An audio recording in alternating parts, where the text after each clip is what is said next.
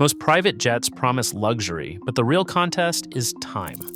Bombardier targets Mach 0.95 with the Global 8000, priced at $78 million, and the manufacturer says that could cut hours from the world's longest flights. Behind those speed headlines, trade-offs shape every decision, and only a few understand what fastest really means. So why would anyone pay this much for an edge you cannot see? Cruise speed in business jets is not a single number, it is a spectrum, and each step is chosen for a reason. Pilots speak in Mach numbers. Typical cruise is Mach 0.85, the workhorse balance of fuel efficiency and range for 8,000 nautical mile legs, making speed a practical advantage. Push to Mach 0.90 and you trade distance for time. That faster cruise shaves minutes and hours off long trips, and it proves valuable when schedules are tight. Buyers care because fewer stops and better connections reduce total trip time and disruption, making range a measurable benefit. Ultra-high speed at Mach 0.92 sits at the edge of practicality, burning more fuel, but shaving precious time on long flights. Mach 0.95 is the certified limit, reserved for envelope testing or very short bursts, not routine operation. Understanding these cruise modes is key to reading any business jet specification sheet because speed is a tool, not a trophy, and practicality guides how those numbers are used.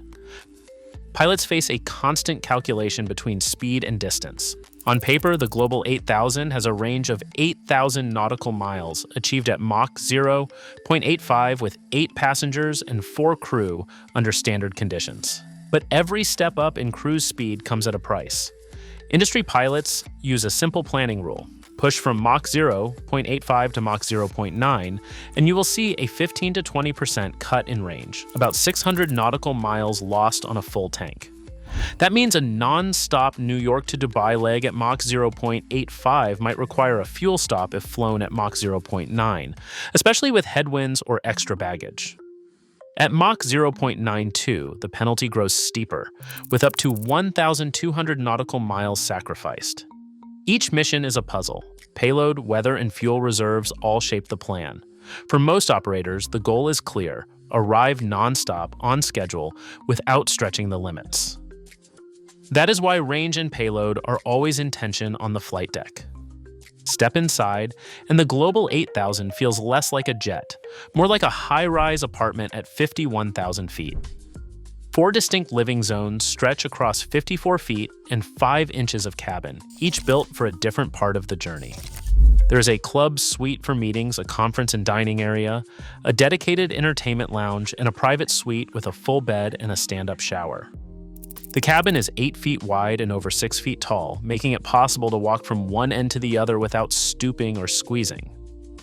Brokers point to this layout as a game changer for clients who need to work, dine, and rest on flights that last 12 or even 15 hours. Below the floor, the Smooth Flex wing design is not just about speed. It allows approaches into shorter runways, opening access to nearly 2,000 more airports than some rivals. Power comes from a pair of GE Passport engines refined for quiet thrust and for reliability. For buyers, the price is not just about performance on paper, it is about having a true home and office in the sky, no matter where the next meeting lands. In May 2021, a prototype based on the Global 7500 platform exceeded Mach 1.015 during a flight test, and a NASA F-18 chase plane confirmed the result. This was not a marketing stunt or a record attempt. It was envelope expansion, a measured program where test pilots deliberately pushed the aircraft beyond certified limits to validate the design under extreme conditions. The jet flew on sustainable aviation fuel for that sortie, but the achievement was not about routine service. No business jet, including the Global 8000, is cleared to fly at those speeds in daily operations. Civil aviation rules cap civilian jets at subsonic speeds, and Mach 0.95 is the certified maximum, typically reserved for brief segments rather than cross-continental sprints. Airspace procedures, noise restrictions, and structural limits all influence how operators actually fly. High-speed runs require specific routing, chase plane support, and tightly controlled conditions.